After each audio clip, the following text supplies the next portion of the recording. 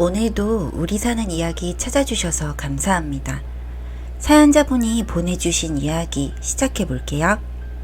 남편과는 대학교 때 처음 만났어요. 같은 과 친구였고 그 사람이랑 어떻게 연인이 되었습니다.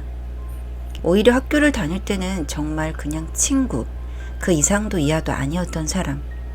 27살에 여전히 친구처럼 만났던 남편과 눈이 맞아서 연애를 하게 되었고, 저희과 친구들은 대부분 사이가 좋고 자주 모임을 갖는 편이라 저희 둘의 만남은 정말 핫 이슈였습니다.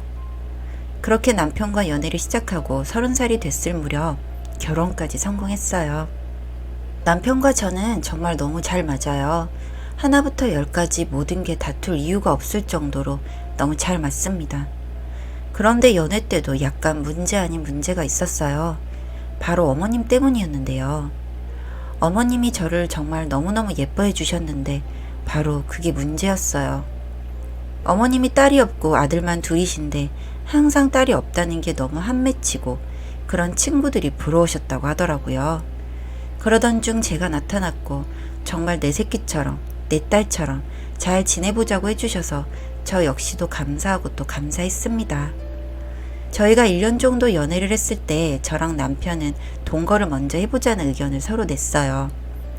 결혼 전에 동거를 해보고 싶다는 의견이었죠. 양가에서는 정말 너무 흔쾌히 허락을 해주셨어요. 그래, 살아보고 결혼해야지 라는 말씀을 하시면서 허락해 주셨고, 저희는 동거를 먼저 시작하게 되었었죠. 동거를 하다 보니 확실히 연애 때와는 사뭇 다른 서로의 단점을 보게 되었고, 결혼을 전제로 한 동거이기 때문에 나름 서로를 위해서 맞춰가고 이해하고 희생하고 그렇게 잘 맞추고 있었습니다. 그런데 이때부터 진짜 어머님이 너무 힘들겠어요. 어느 날을 일하고 있는데 전화가 오신 거예요. 시어머님과의 대화입니다.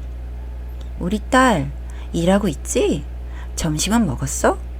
네, 어머니 전 먹었어요. 어머님은요? 아, 먹었지. 아니, 나 지금 집에 왔는데 너무 빨리 왔나봐 내가. 냉장고에 반찬이랑 넣어두고 청소 좀 해줄 테니까 비밀번호 좀 알려줘라. 네? 저희 집에 오신 거예요? 아니, 어머니 갑자기 연락도 없이 어떻게 오셨어요? 퇴근하려면 한참 남았는데 어머니. 예, 엄마가 집에 오는 게 뭐 불편한 일이니 서운하려 그러네. 걱정 말고 일이나 해. 청소랑 엄마가 해놓고 갈게. 아니에요. 진짜 괜찮아요. 어머님 청소하지 마시고 식사라도 드시고 가세요. 어머님 저희 퇴근하고 빨리 갈게요. 됐어. 나 신경 쓰지 말고 일해라 얼른. 이렇게 어느 날 정말 말도 없이 어머님. 솔직히 아무리 절 예뻐해 주시고 딸처럼 대해 주신다고 해도 정도가 있고 선이란 게 있잖아요. 저는 정말 너무 민망했어요.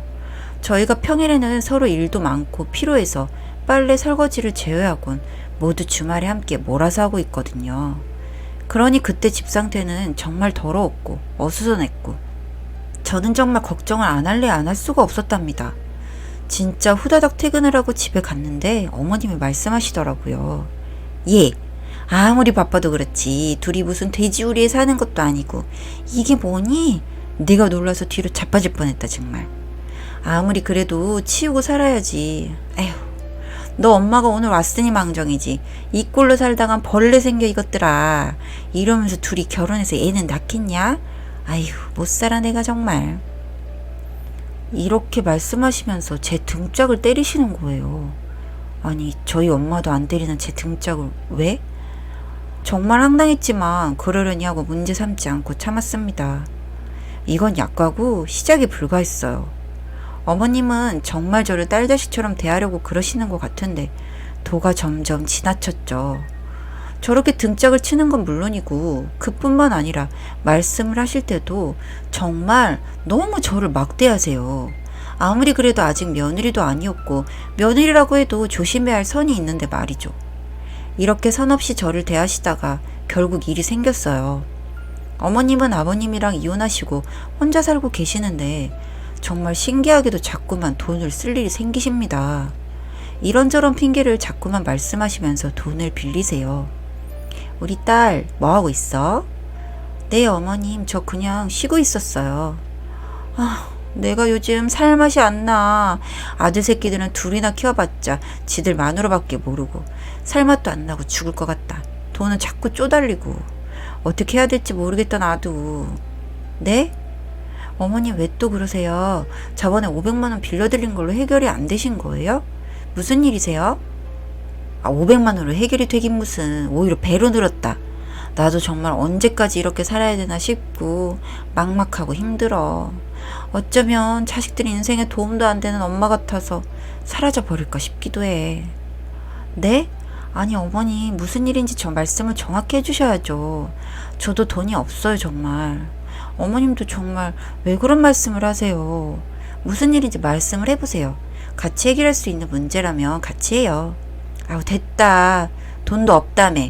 내가 누구한테 무슨 말을 하겠냐? 나는 너 진짜 내 딸이라고 생각했는데 너는 그래도 내가 시애미라고 선을 긋는구나. 서럽고 서운하고 오만 감정이 교차하는구나. 이런 식으로 자꾸만 말도 안 되는 억지를 부리셨죠. 그렇게 저 따로 몰래, 남편 몰래, 아주버님 몰래 이렇게 서로가 모르게끔 각자에게 돈을 꽤나 빌려가셨고 말이 빌려간 거지 돈을 갚지 않으셨어요. 그것도 뭐 한두 번이어야 좋게 웃으면서 넘기지. 매번 반복되는 이 삶, 그리고 지겨운 어머님의 눈물. 여기서 제일 화가 났던 부분은 바로 이런 힘듦은 남편에게 말했을 때 모른 채 했다는 부분이었어요. 안 그래도 화가 나는데 저런 남편을 보니 화가 치밀어 올랐죠. 그뿐만 아니라 남편이랑 아주버님이 저랑 형님 몰래 대출까지 받아서 어머님을 도왔더라고요. 제일 황당한 건 대체 어머님이 어떻게 거금이 자꾸 필요할까? 라는 부분이 들었던 부분. 알고 보니 만나는 분이 생겼는데 그 남자친구라는 분한테 그 많은 돈을 계속해서 붓고 있었더라고요. 알고 나니 열받고 황당해서 조용히 넘어갈 수가 있어야죠. 무엇보다 남편이 저를 속이고 몰래 대출을 받았다는 것 자체가 용서가 되질 않았고 기분이 정말 나빴어요. 부부 사이의 신뢰가 확 깨진 거죠. 어쩔지 고민을 하고 있던 저에게 형님이 전화를 해주셨고 결론은 이혼을 할 건데 이 둘을 용서할 수가 없으니 저랑 형님 이렇게 힘을 합쳐서 풍비박산을 내고 나가자 우리 였습니다. 저 또한 형님과 힘을 합친다면 충분히 가능하다 생각이 들었고 용기도 나서 알겠다고 흔쾌히 수락을 했고 저희 둘은 일단 몰래 이혼을 준비하고 있었고 대놓고는 각방을 쓰며 이혼을 할 거라는 사실을 각자 남편에게 말을 했고 두 사람 다 왜 그러냐며 달래려고 들었죠.